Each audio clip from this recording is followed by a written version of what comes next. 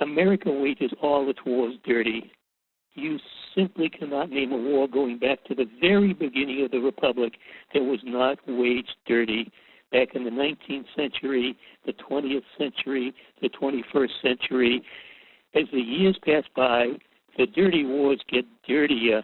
Post 9/11, they were dirtier than ever, absolutely dirtier than ever, and Iraq absolutely stands out. Besides the Gulf War in 1991, the horrific sanctions followed. They amounted to war never ending. They killed on the order of 1.5 million Iraqis.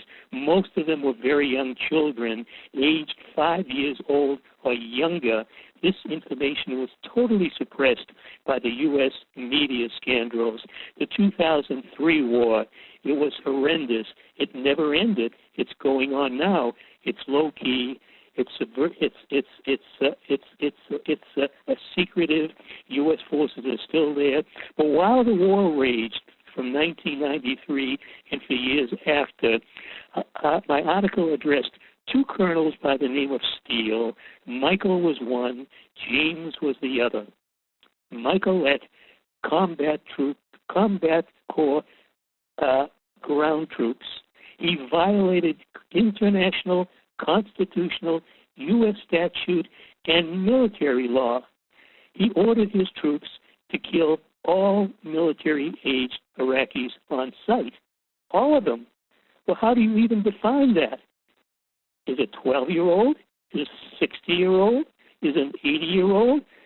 Essentially, his forces under his command, and he told them personally, he ordered them, kill all military-aged Iraqis on sight.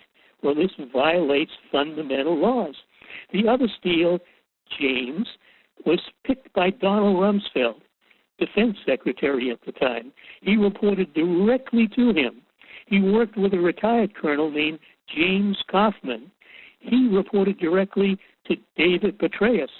He was in command of U.S. ground forces in Iraq before he became commander in Afghanistan, before he became CIA director, before he was discredited in a so-called sex scandal that had nothing to do with sex.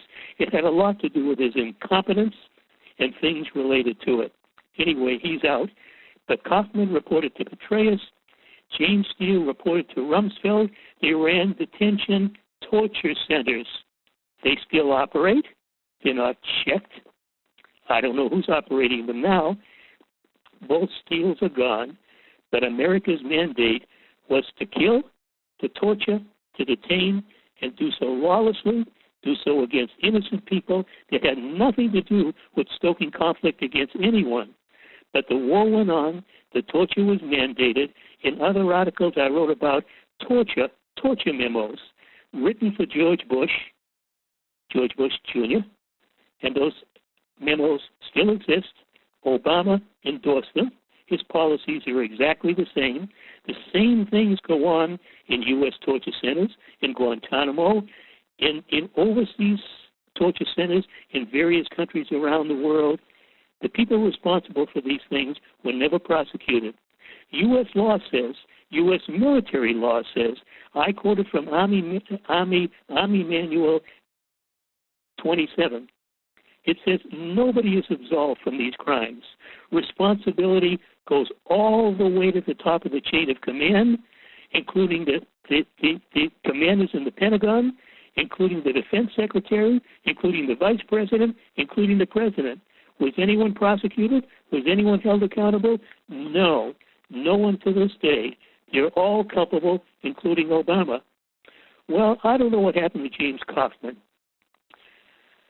James Steele is retired.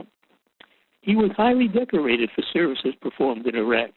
Of course, his services were detaining and torturing. He lives in Texas. He gives motivational speeches. He discusses counterinsurgency operations in conflict areas. He avoided prison where he belongs. So did Kaufman, Petraeus, and others, all the way up the chain of command to the top.